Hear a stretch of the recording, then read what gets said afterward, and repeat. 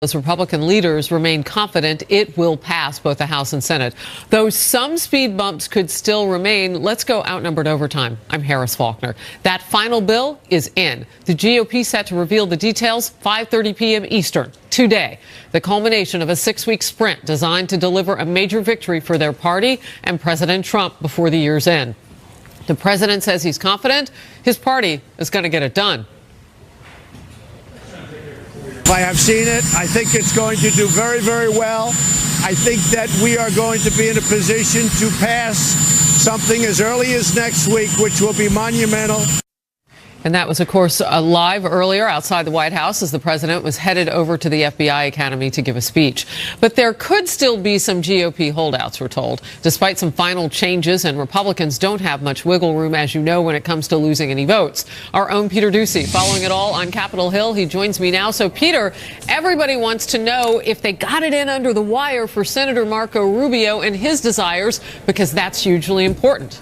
And Harris, Republicans are very confident that they're going to be able to pass this at some point in the first half of next week. But there are question marks about how they actually do it. And the biggest one so far today has been Senator Marco Rubio. There are reports that he is now leaning towards a yes, but we are told by his office that he still wants to see that final text. The conference committee has been trying to accommodate him by doubling the child tax credit, but in his last public comment, he indicated he still wants a higher percentage of that to be refundable, especially for families making between $20,000 and $50,000 a year. I asked Senator Mike Enzi about Rubio's status just minutes after he added his signature to the tax bill. Any concerns that Senator Rubio is going to slow down the bill? No, I think that he'll be on board, but I'm not going to speak for him. You can ask him questions.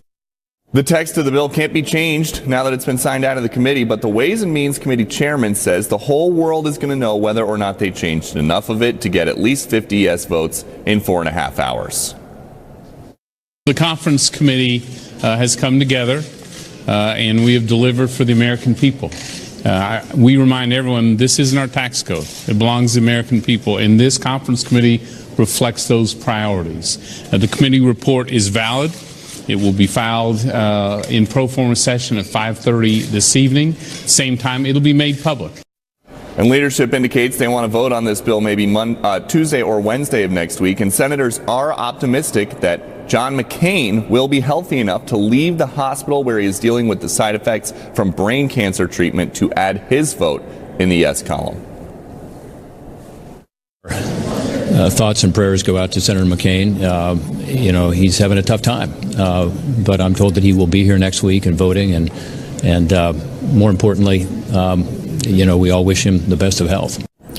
And we didn't see any Democrats coming or going from that conference room where Republicans were signing their name onto the language that they discussed over the last few days. So that means that Republicans really are on their own. Harris. Peter Doocy, thank you very much. Republican Senator Bill Cassidy of Louisiana, who helped write the original form of the Senate bill, is with us now, and I'm so glad you're here. How does this final version maybe meet with that original vision? Oh, I think it does meet.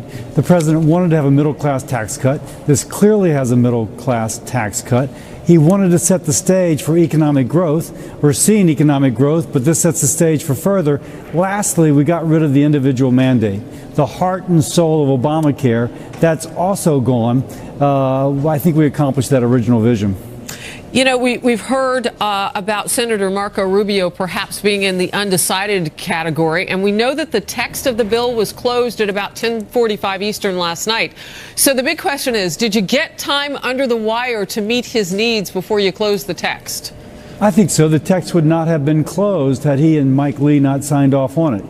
And his point was that we're lowering taxes for so many folks that there's some folks who used to pay income tax who no longer will. That shows you the effectiveness of the middle class tax cut. But they're still paying payroll tax. And I think his point is if you're paying payroll tax, that's still federal tax. And so you should benefit as others are from the child credit. So how do you pay for raising the child credit, and what number did you get to? Because it was originally $1,100. Rubio said he wanted, double that. What did you get to? I'm understanding it's somewhere around $1,400. Now, I've not seen final text, so that's a little hearsay. but that or something north of that, which I presume, if that's what they settled on, is something that Rubio and Lee were okay with. Yeah, you basically split the difference between his 2,000 and the original 1,100. That is news, because there was some discussion about whether or not you could actually move the ball right up until the time you sign it. But what you're saying is if Lee and Rubio signed off, that's why you were able to close that text. So that is some news there. We appreciate that. Talk with me, if you will, about what happens today at 5:30. So it'll be released to the public, and obviously there's folks who are going to spin it that it's something terrible for the American people, but frankly we're hoping the text speaks for itself. We're doubling the standard deduction, so families who formerly paid income tax may no longer pay income tax, but all families will pay less. We took care of the state and local tax issue by having, as I'm told, a $10,000 deduction no matter what form of tax it is, and we set the stage for economic growth. I think it will speak for itself, and despite what people will try and batter it by saying against it, I think it'll stand. Well, you'll get pushback in those high tax states that the 10,000 isn't enough to offset what people are losing by not being able to deduct specifically the categories of state and local taxes in their area. And then there's this issue that happened late yesterday, too.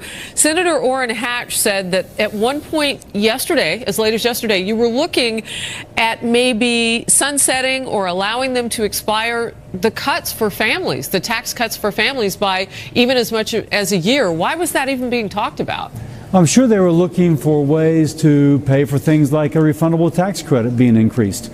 And so at the end, you're trying to find revenue staying within the parameters that we're allowed to stay within. That's really the horse trading that goes back and forth. We'll see the final product today. Yeah, that I would imagine for families would be disappointing, because a year is a long term of time to have that potentially sunset or expire those particular types of cuts. People, can I say, Harris? People have made much of that. Made much of that. But keep in mind, under the George W. Bush tax cuts for families, those were extended.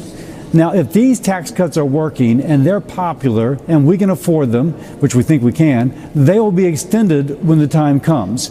And so the left has made much of that.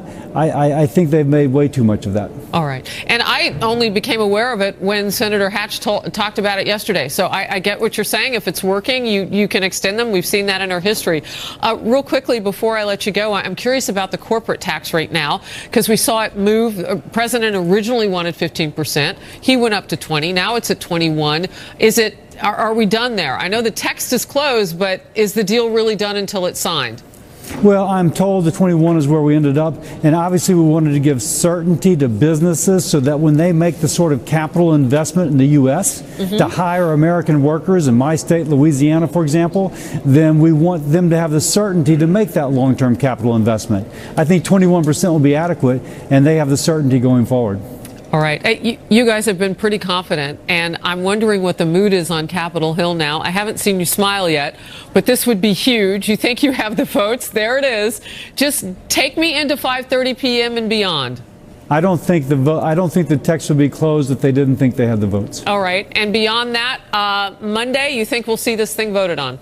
I think more likely Tuesday, more likely Tuesday. All right. Senator Cassidy, I appreciate the game face. But it's awfully good to see you. Have a wonderful weekend. Merry Christmas. Thank you. Merry Christmas. Thanks.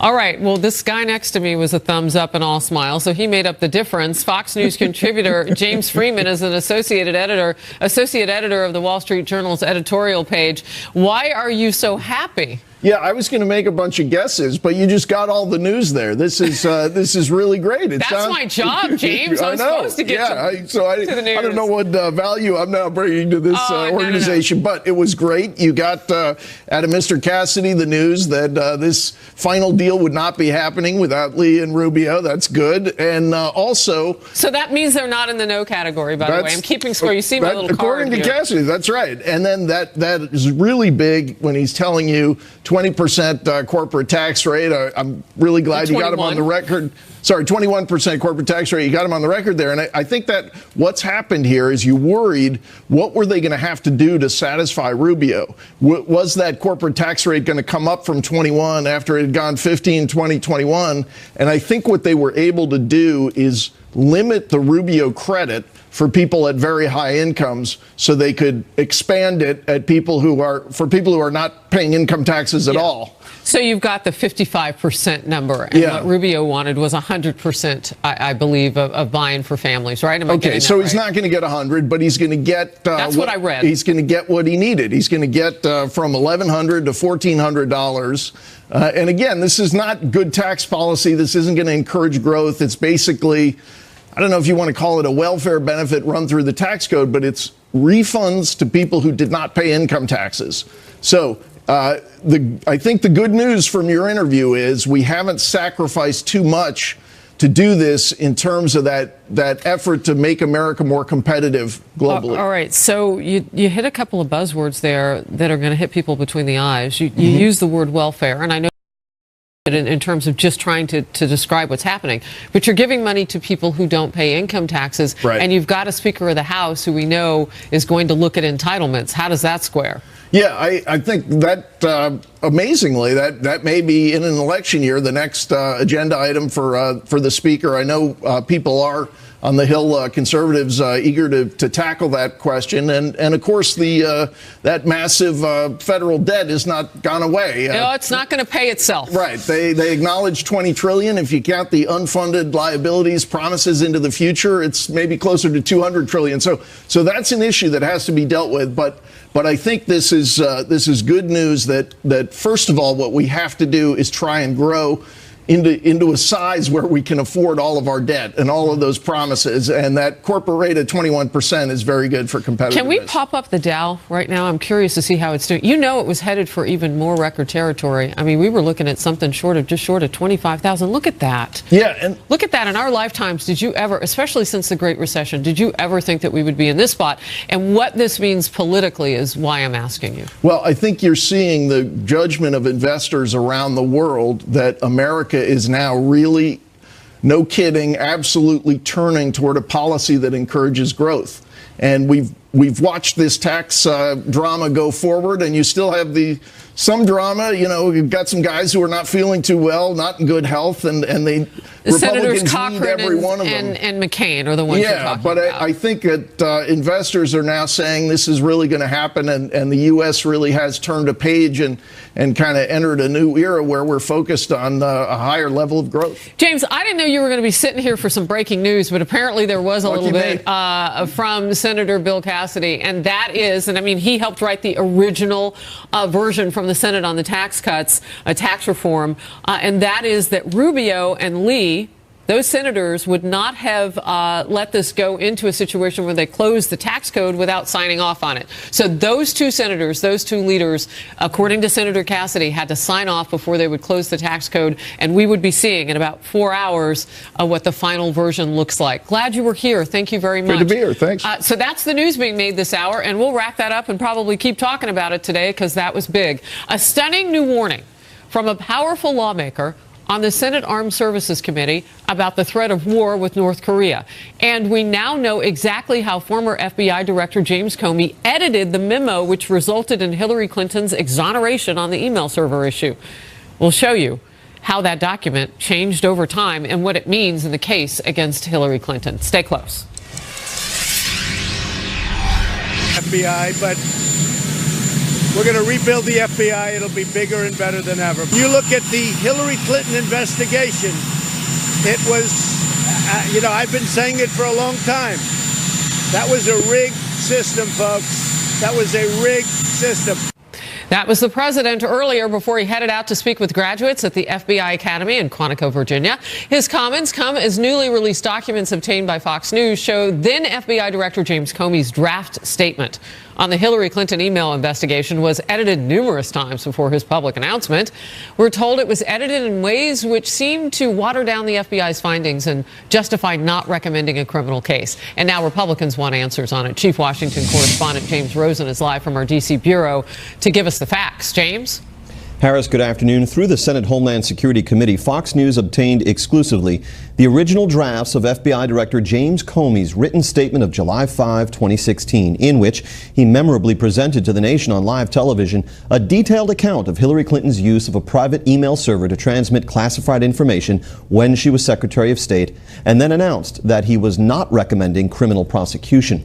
These newly uncovered documents show repeated instances where Comey's original language, carrying more dire legal implications for Mrs. Clinton, was watered down by the FBI officials reviewing the draft. One case in point, Comey's original line: "There is evidence to support a conclusion that Secretary Clinton and others used the email server in a manner that was grossly negligent with respect to the handling of classified information." Now, that term grossly negligent appears in the statute that makes it a crime to handle classified information in an unauthorized setting. But by the time the FBI director issued his statement, that had been changed to say, although we did not find clear evidence that Secretary Clinton or her colleagues intended to violate laws governing the handling of classified information, there is evidence that they were extremely careless in their handling of very sensitive, highly classified information. This draft statement was done months before they completed the interviews. The FBI, again, this investigation into Clinton's email really was not meant to uncover the truth leading to a prosecution. From my standpoint, it's really meant to cover up the truth and exonerate Hillary Clinton. Among those FBI officials entrusted to review Comey's first draft was Peter Strzok, who participated in the questioning of Hillary Clinton 2 months later and has since been discovered to have sent scores of text messages to a colleague expressing his preference for Clinton over Donald Trump in last year's election. It's been reported that he's the one that swapped out the references from gross negligence to extremely carelessness. I don't know if that's true. Do you have any knowledge about that? No, but I would point out, Congressman, that it's the Inspector General review that has turned up. I thought that was going to be the answer. One more example of the watering down, where the first draft deemed it reasonably likely that hostile powers gained access to the Clinton server. Comey's final draft termed it merely possible. Harris. Wow, it's a lot, and it's good for our next conversation. James Rosen, thank you very much. Former Utah Congressman Jason Chaffetz is here. He's also now a Fox News contributor. You know, there are some jobs where you have to make a closing argument, obviously for attorneys, but also for a congressman on the floor of the House, right? So edits are not unusual to make to a final argument, right? What is the issue here? The issue is they started drafting this months before they actually had interviewed up to 16 different witnesses. The FBI director owns the final product, but he was getting input from people that were then involved in other cases. For instance, the creation of this dossier, the funding. Was that dossier ultimately used for, spying on Americans during an election?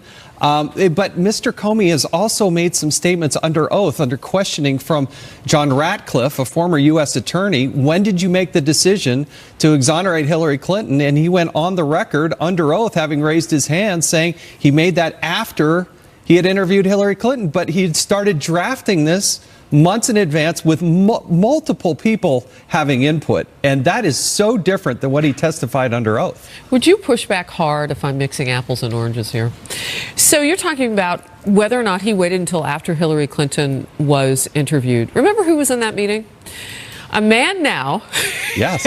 who was texting back and forth with his paramour, to quote Congressman Trey Gowdy, who's a friend of yours, outside his marriage, was texting back and forth about the very interviews and the total sort of texture of the investigation. He was there for that interview and many others. So how could the decision have been made after that when we know kind of the timeline now? Even better because of text messages, not just what James Comey has to say. There was a belief that Mr. Comey had to do this and had to make this announcement because of a meeting on the tarmac with, between the Attorney General and Bill Clinton. But if you go back and look at the timeline, he was preparing these comments months in advance. He's an investigator. He's not the prosecutor, and he was putting on that hat. The other thing that Director Comey went to great lengths to say and point out, the FBI made this decision, and as a director, I made this decision that Department of Justice does not know what I'm going to say. But then you go back and look at the notes, and part of the collaboration to come up with this statement was with the general counsel for the Department of Justice. That is the direct contradiction to how he opened up his comments and his statements. Is it safe to say, we know that the president fired him, and we know, the Democrats in their camp were very happy with James Comey until it became popular with the Republicans to fire him. Right. Is it safe to say that there was no obstruction of justice based on now what we know about what was going on at the FBI for the President of the United States, Donald Trump, to have fired James Comey, that there was no obstruction for him to do this? Because what you're doing, I'm just asking, you're lining up the facts about all the things that James Comey did, which would be why you might fire a guy. Yes. And look, all we want to do is let the truth come out, provide all the documents and information. But what should have been probably the most popular bipartisan thing you could have done on January 20th was fire Director Comey. I mean, the Democrats were real mad. Now they're upset because it's politically convenient that the Republicans are investigating this. But come on, Director Comey's story is unraveling, and if I was given advice, he needs to plead the fifth next time he goes up. Let's jump to the Justice Department now. So, Democrat Congressman Jamie Raskin says the DOJ is trying to undermine the Robert Mueller investigation. Watch. There are people in the Department of Justice who apparently are cooperating with this effort to undermine the integrity and the strength of the special counsel investigation. The key thing to understand is that all of those text messages are totally irrelevant. Are they? He's trying to argue both sides. When you're taking a position that you want less transparency, that's not going to be a winning argument. But now that they're out there, they have nothing to do with nothing. I mean, it is such an absurd argument. And it's a closed case, the Hillary Clinton investigation. It's a closed case. Why not provide to the Intel Committee and the Oversight Committee and the Committee of Jurisdiction, the Judiciary Committee, the personnel, the paperwork, and the financial trail of what happened?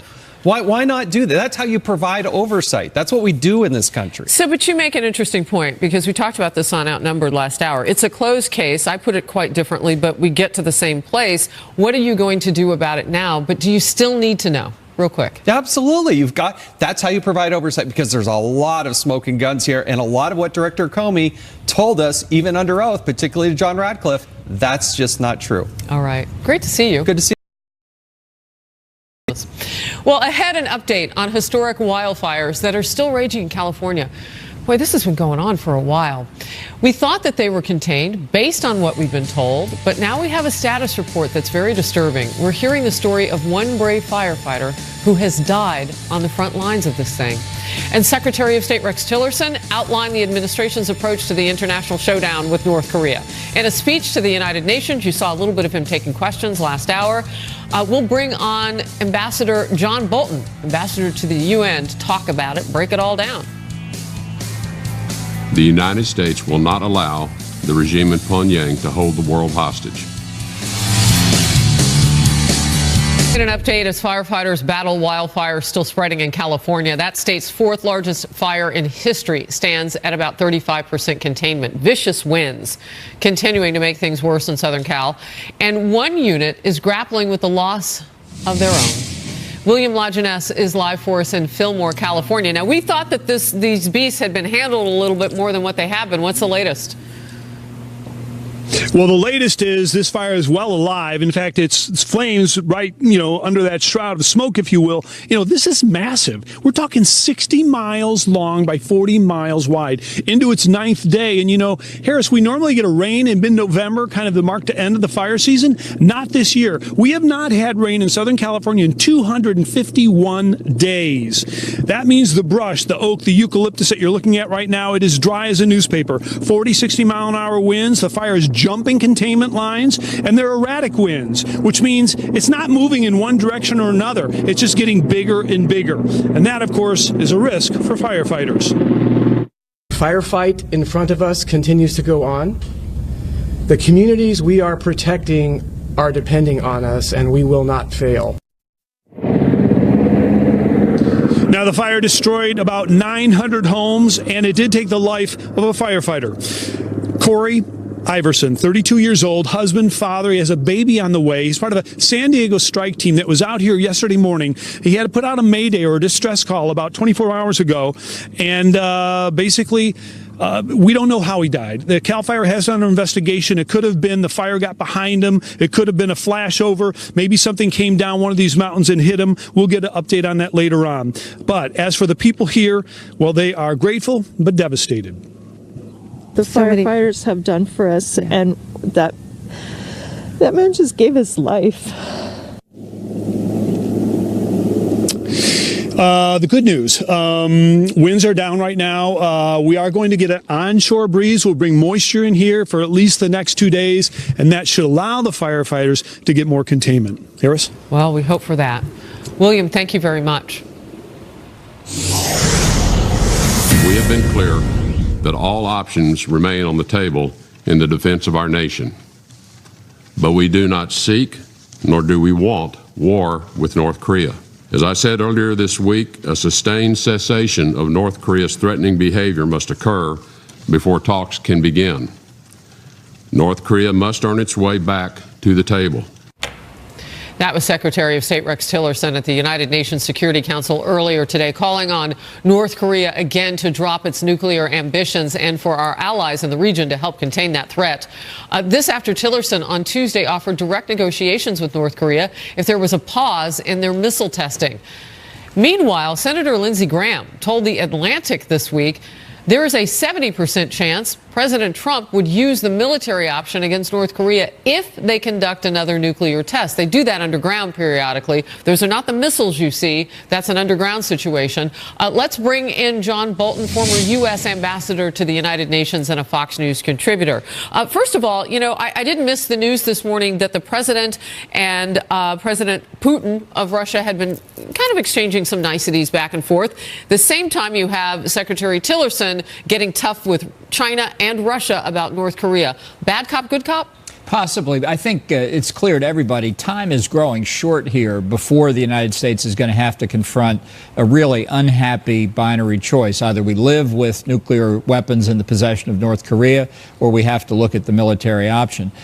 So I think that's what Lindsey Graham is foretelling a little bit. I'm not going to second guess Lindsey on the odds, but the fact is it's greater than zero, which is what it was under Obama. All right. It's interesting today because as we look at where we are in terms of the testing that we're talking about, these are two different things than what we've seen. We're not talking about a ballistic missile. We mean those underground tests of nuclear testing. And, Japan's foreign minister says they don't really want to meet with us.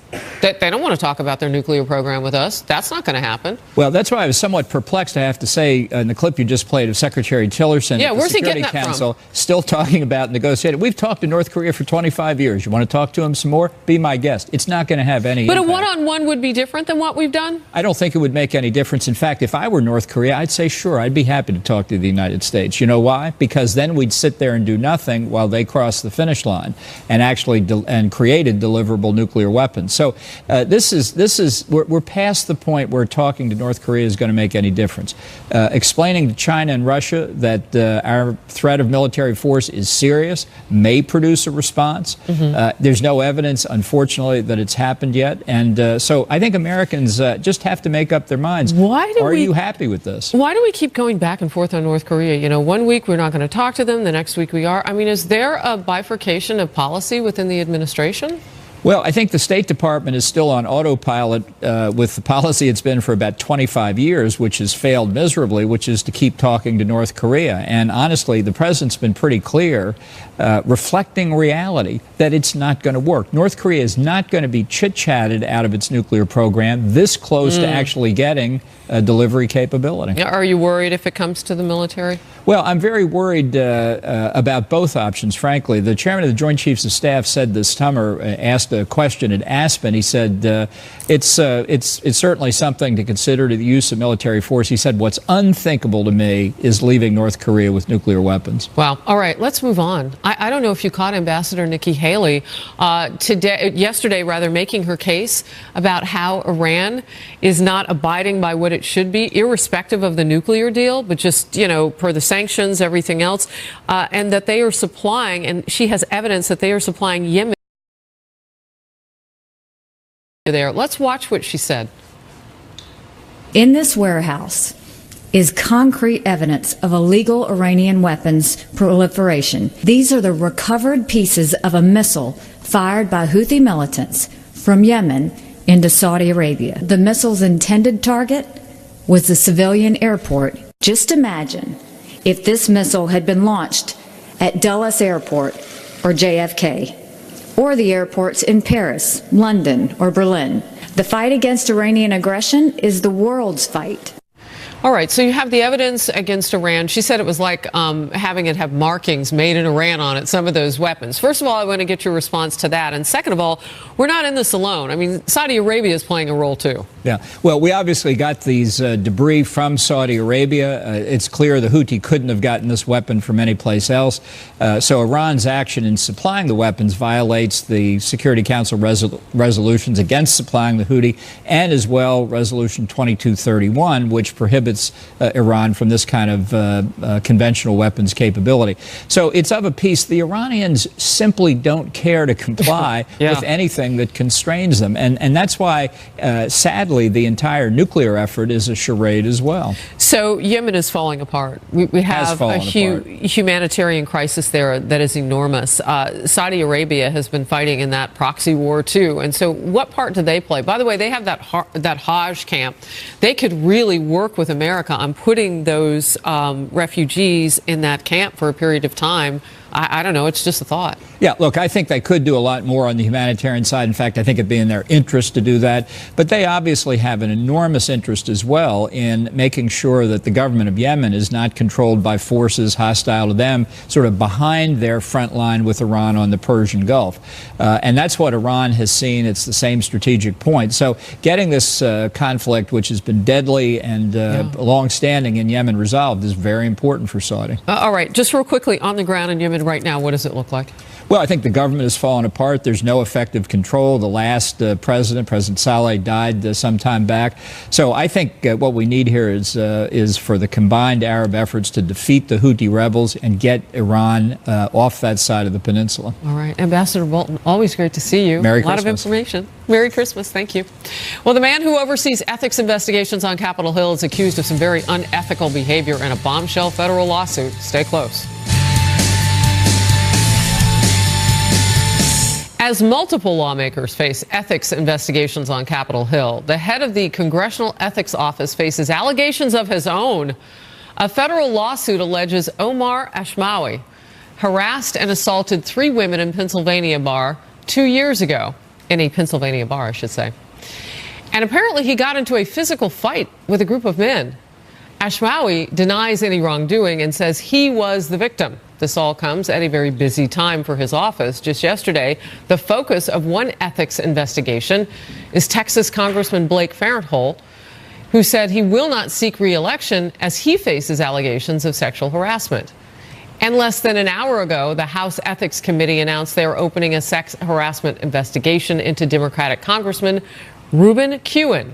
Let's bring in our power panel now. Back from Outnumbered is Rachel Campos-Duffy, a Fox News contributor, Tiffany Cross, co-founder and managing editor of The Beat DC.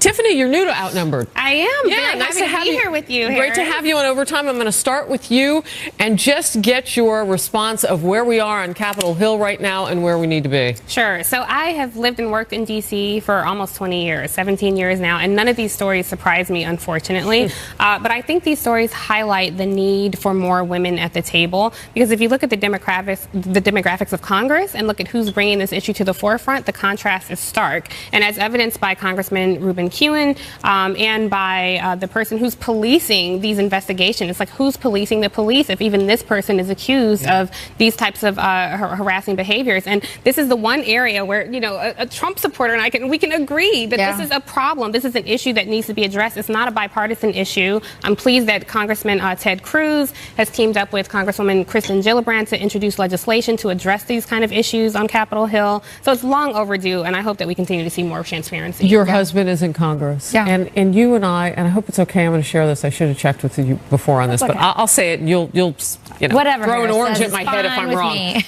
But it's tough for men on the Hill right now with families who, you know, they're working with women on the Hill. And you talked with me and you said it's tough for your husband right now. Well, you know what I think is, we need to be careful, because I think it's a really interesting time period we're in. I think it's great that we should have more transparency. I think there's a bipartisan concern, not just about this issue, but about taxpayers funding settlements. I think that there needs to be a lot more transparency. I do think we need to worry about an overcorrection. I'll tell you one thing that I did hear over the last couple weeks. I was in D.C. People who work on the Hill, people who hire on the Hill, spouses of congressmen saying that they worry that they might not hire a woman anymore, or they might not mentor a young woman, or might not mentor a young woman who happens to be very attractive. I think that women need to be careful. There's been a couple articles. The CEO of Facebook, Sheryl Sandberg, wrote about this. I've read a couple other things online going, listen, we need to make sure that an accusation isn't necessarily enough to cause someone to resign. We need to look into these things, but we need to also protect women, not just from harassment, but from being sort of silently discriminated because men just don't want to put themselves in a position where they can in any way be accused of something. So what's complicated, and what do you think about this? I mean, you've got, the way you get to it is through the ethics investigations. Right. And now you've got some pollution. Right. Among the people doing those jobs. Tiffany? I agree. This is a question. Who's policing the police? And I would echo your concerns as well. When you have these rules, like you can't be alone with a woman in the office, or you have to leave your door open to have a conversation if there's a woman in the office, that really penalizes women. And I think this highlights the issue that not only do we need more diversity in Congress, but we also need diversity in how these processes are evaluated and policed. Well, I mean, I think there's two ways. I mean, I can see how some women might say it penalizes women when you can't have an office door open. But there's another flip side of that. Or when you have to have an office door open. Office door open. The other flip side is maybe it's protecting marriages. Listen, D.C., you say you grew up there. Toxic environment of power, men living, in terms of congressmen, living away from their families for much of the week. So I look at what Vice President Pence did and said about how he honors and respects and protects his marriage by never even putting himself in any place that might lead anyone to think that something could have happened. It's interesting because he took a lot of criticism at the time. Did, from I wonder feminists. what would happen. Okay, you guys stay right here, because a new initiative from former President Barack Obama's former chief of staff raises eyebrows in crime-ridden Chicago right now. Mayor Rahm Emanuel has unveiled